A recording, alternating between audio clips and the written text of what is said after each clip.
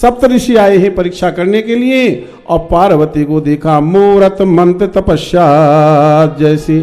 पार्वती उस समय ऐसी लग रही है जैसे साक्षात्कार में तपस्या ही शरीर धारण करके आ गया हो।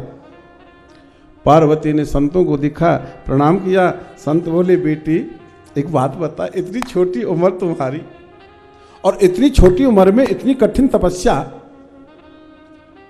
क्या पाना चाहती हो, क्या इच्छा है, सत्य बताओ। पार्वती बोली महाराज मेरी तपस्या एक संत की वाणी बनी हुई है,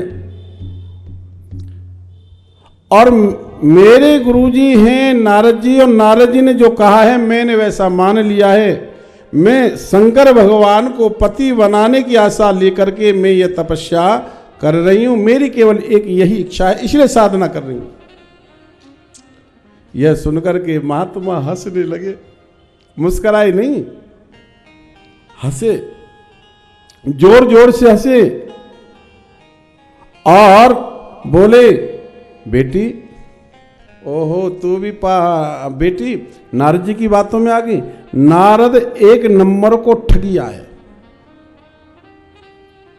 उनकी बात पर तुम विश्वास मत करो। तुम नारद को जानती नहीं हो, नारद को तो हम जानते हैं। नारद जी की जिसने बात मानी वही बाबा जी बन गया। अनेक अनेक प्रमाण है, एक नहीं। नारद ने दक्ष पुत्रों को बाबा जी बना दिया, चित्रकेतु राजा के घर का चौपटा करा दिया, प्रहलाद को ऐसा पाठ पढ़ाया हिरण्यकश्यप के घर का ही बेड़ा पार करा दिया, नाश कर दिया हिरण्यकश्यप राजा के घर का। तुम नारद के बहकावे में आ गई। अरे शिव का वेश अच्छा नहीं है, तुम्हें मालूम है? तुम्हें नारद बहका गया है, तुम्हें मालूम है? वो क्या पहने, बागंबर पहने, जींस नहीं पहनेगा, नंगा धड़ंगा रहता है। उसका वेश अच्छा नहीं, उसका देश अच्छा नहीं, खान पान अच्छा नहीं, भांग धतूरा खाता है, एक दिना तो होटल पे न ले जाए। और रहना उसका अच्छा नहीं, कोई फ्लैट नहीं है, एक भी वन रूम सेट कुछ नहीं है उसके पास, वो चौड़े चपट में पड़ा रहता है। और सुन, भस्म रमाता है, विष पीता है, भांग खाता है। सप्तऋषियों ने यहां पर बहुत कुछ कहा। क्यों कहा? एक नीति का श्लोक है, कन्या वर्यते रूपम। कन्या वर्यते रूपम, कन्या क्या देखती है? वर का सुंदरता देखती है। इसलिए नारद जी ऐसी बात कर रहे हैं। नीति का श्लोक है, कन्या वर्यते रूपम माता वित्तम पिता सुतम। और माता क्या देखती है? धन। और पिता क्या देखता है? गुण खानदान। और बांधवा कुल मिच्छन्ते मिष्टान में तरे जना। और परिवारी क्या देखते हैं? कुल खानदान। और बराती जो है वो क्या देखते हैं? व्यंजन, माल, क्या क्या बने। और कन्या तो सुंदरता देखती है। इसीलिए नारद जी महाराज, इसीलिए सप्त ऋषि पार्वती के सामने शंकर भगवान की सुंदरता के बारे में बता रहे कि वो भस्म रमाता है, ये करता है, जींस का पैंट नहीं पहनता है, बागंबर पहनता है, कान गले में सांप पड़े रहते हैं, और गंगा जी वहाँ के मस्तक से निकलती रहती है, माथा पर उसका चंद्रमा रहता है। अरे वो तो मेंटल जैसा लगता है, वो पागल के साथ में विवाह करोगी हैं? और सुनो, जिद्दी एक नंबर के श्रीमान जी। बोले क्यों? तो उस सती से एक गलती हो गई। बोले क्या? बोले अपने पिता के यज्ञ में चली गई बिना कहे, बिना शंकर जी की आज्ञा लिए। सो एक नंबर के जिद्दी ऐसे निकले और उसको त्याग दिया, और बेचारी वो अकेली रह गई। फिर क्या किया? उसने आग लगा ली और भस्म हो गई। जब ये सती को नहीं निभा पाया ये शंकर, तो तुझे कहां से निभाएगा? इसके चक्कर में मत पड़े।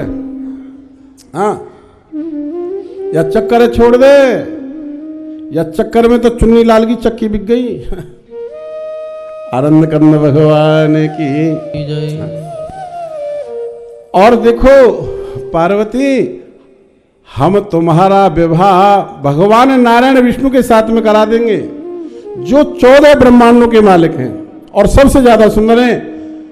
पार्वती बोली बाबा तुम्हारी बात तो सत्य है, पर तुम नारद जी से पहले आ जाते तो मैं तुम्हारी बात को मान लेती और फिर मैं भगवान शिव की तप साधना न करके फिर भगवान विष्णु की तपस्या करती। तो महाराज मेरे नारद जी प्रथम गुरु हैं, इन्हें छोड़ करके मैं दूसरा गुरु नहीं बना सकती।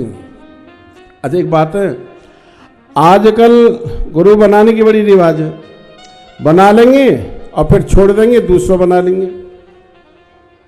बाप बदला जाता है, बोलो। गुरु तो गुरु होता है। अरे महाराज जी बहुत अच्छे हैं, कथावाचक हैं और बड़े महाराज बड़े चमत्कारी बाबा हैं, गुरु बना लो, थोड़ा स्वार्थ है हमारा, गुरु बना लिए। अब उनसे भी अच्छे आगे कोई बोले मैंने छोड़ दो, इन्हें बना लो, अब वो बना लिए। और अरे महाराज तुम ही हो मेरे तो सब कुछ। और फिर क्या हुआ, फिर और महात्मा जी आ गए बड़े, उनसे भी बोले वो बनाए थे ना वो ठीक ना, ये ज़्यादा बढ़िया, वे बना लिए। महाराज जी तब मेरे गुरु जी बन जाओ।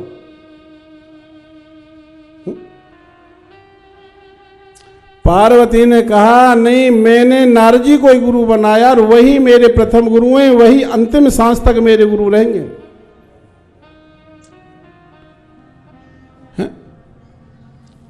और यहां एक चौपाई में एक सूत्र छिपा हुआ है, गुरु की वचन प्रतीत न जेहि सुगमन सुख से देते ही। जिनको गुरु के वचनों पर विश्वास नहीं है ना, उनको स्वप्न में भी कभी सुख प्राप्त नहीं होता है, कभी उनको सिद्धि प्राप्त नहीं होती। गुरु के वचन में विश्वास करना चाहिए। अरे सबरी को गुरु निष्ठा के कारण राम का दर्शन हुआ था। एकलव्य की गुरु भक्ति ने सब शिष्यों में नाम आगे कर दिया, एकलव्य का आप जानते ही हैं। यदि श्रद्धा है तो मिट्टी का गुरु भी आपका कल्याण कर देगा, और यदि श्रद्धा नहीं है तो वास्तव में परमात्मा भी आ जाए तुम्हारे सामने तो कल्याण नहीं होगा।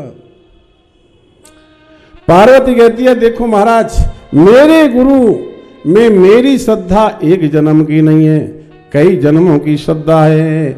मैं शंकर भगवान को पति बनाऊंगी, चाहे जीवन भर चाहे अनमैरिड रह जाऊं, पर और कहा हुए दूल्हा ना बनाऊं। दूल्हा बनाऊंगी तो भगवान भोलेनाथ को बनाऊंगी। बोलो जय श्री राम। थोड़ा धीरे से बोलो जय श्री राम। एक बात बताएं आपको, जमीन पर बैठने वाले हैं ना जी, वो तो जय श्री राम बोलते भी हैं, और वो जो चेयर पर बैठने वाले हैं वो नहीं बोलते, बोले हम तो चेयरमैन हैं। अब हम बोलेंगे राम जी की जय जय? बिल्कुल ना बोले, हम तो चेयरमैन है। चेयरमैन का थोड़ा कॉलर ऊंचा हो जाता है ना। बोलो जय श्री राम। अब आनंद आया क्यों महादेव जी? है भाई संजय, आनंद आया। तो मैं जीवन भर चाहे कुमारी रह जाऊं, अनमैरिड रह जाऊं, लेकिन मैं शिव को ही वर्ण करूंगी। यह सुनकर के सप्त ऋषि ओहो पार्वती की जय जयकार करने लगे। जय हो हिमाचल पुत्री पार्वती, तुम धन्य हो, धन्य हो। तुम्हारा विश्वास भगवान के प्रति इतना। अब हमारी बात मानो, तुम्हारे पिताजी तुमको लेने के लिए आवे तो चली जाना। और बस ऐसा कहकर के सप्तऋषि वहां से चले गई। हिमाचल राजा के पास में गई, कहा अरे राजा तुम्हारी बेटी की साधना पूरी हो गई, अपनी बेटी को घर ले वाला हो। एक सूत्र है यहां समझने के लिए, साधना करनी चाहिए। एक बात बताएं आपको, पहले साधन नहीं थे, पहले साधन नहीं थे, पहले साधना बहुत थी। पहले साधना बहुत थी, साधन नहीं थे। अब साधन बहुत हैं, अब साधना नहीं। और साधना नहीं तो परमात्मा कैसे मिले? इन साधनों से महाराज परमात्मा प्राप्त नहीं होता। ये साधन जितने दिख रहे हैं ना आपको, यहीं रह जाएंगे सारे के सारे।